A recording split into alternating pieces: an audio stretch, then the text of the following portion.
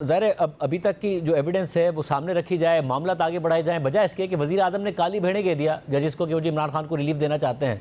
आज जब उठाया सवाल जैसे जमाल मंदूखेल ने, जैसे अतर मिनल्लाह ने, तो अटॉर्नी जनरल ने कहा कि वो मौजूदा जजिस को नहीं, रिटायर्ड जजिस के बारे में रिमार्क था।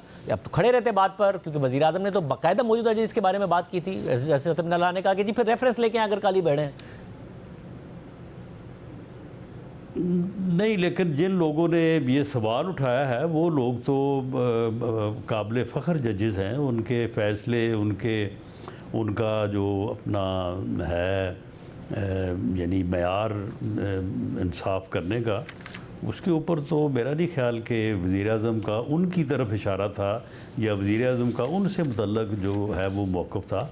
लेकिन हाँ, जजेस में ऐसे लोग रहे हैं, अब भी कोई जो है वो कह नहीं सकता कि कोई नहीं होगा, लेकिन किसी को खैर नाम तो नहीं लिया जा सकता।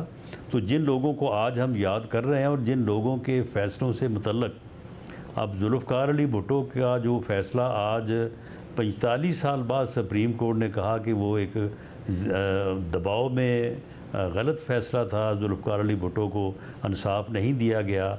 मियां नवाज़ शरीफ के केसेस के जो आप फ़ैसले हुए हैं, तो उसके बाद आप उन जजेस को जो उस वक्त इन चीज़ों को करने में जो है वो पेश थे, उनके मतलब क्या अल्फाज आप इस्तेमाल करेंगे? ये इंतहाई वैसे बाइस अफ़सोस बात है, लेकिन बहरहाल ऐसा हुआ है, ये हमारी तारीख़ का हिस्सा है।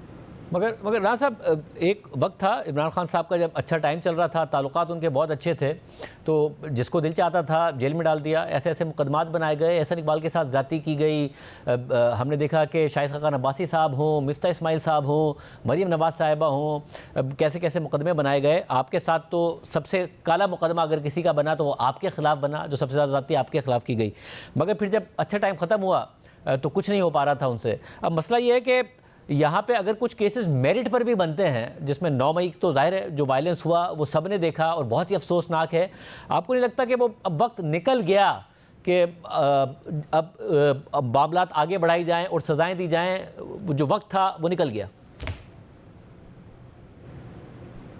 नहीं, देखें शाहज़ेब, झूठ के लिए कोई वक्त भी नहीं होता और सच जो है वो हर वक्त कायम रहता है। वो 45 साल बाद भी सच होता है, वो 5 साल 6 साल बाद भी सच होता है।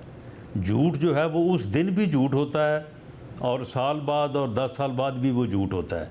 9 मई का वाक़या जो है ये एक सच है, ये एक हकीकत है, और इस हकीकत को और 9 मई के दिन जो जुर्म हुआ है उसको सरजद करने और करवाने के लिए बाकायदा पूरा 1 साल जो है वो बानी पीटीआई ने मेहनत की है।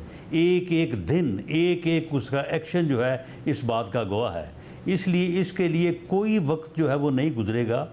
हाँ, ये ज़रूर है कि इसमें उनका मिलिट्री ट्रायल होना है, तब भी अगर मिलिट्री ट्रायल नहीं होना तो उन्होंने आम जो ऑर्डनरी एंटी टेररिस्ट कोर्ट्स हैं वहाँ पे ट्रायल होना है। ये अब हो जाना चाहिए।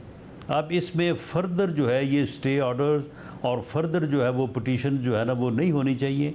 ये मैं समझता हूँ कि सुप्रीम कोर्ट के मुअज़्ज़ज़ चीफ जस्टिस साहब को इस बात का नोटिस लेना चाहिए और जो कोर कमांडर्स कॉन्फ्रेंस है उसका भी कमो बेश मेरा ख़्याल है कि जो उनका मुतालबा है या उनकी रिक्वेस्ट है या उनका जो कहना है वो उसी तरफ इशारा है। तो ये जो है उनको चाहिए कि इसके रास्ते में जो हायल स्टे ऑर्डर्स वगैरह हैं उनको ख़त्म किया जाए और मिलिट्री ट्रायल होना है। तब भी तो दोबारा सुप्रीम कोर्ट के पास ये अपील आनी है ना, तब वो कौन सी सज़ा जो है वो फ़ाइनल हो जानी है। और अगर उन्होंने एंटी टेररिस्ट कोर्ट में चलना है तो वहाँ पे चले और ये फ़ैसले जो है वो होने चाहिए।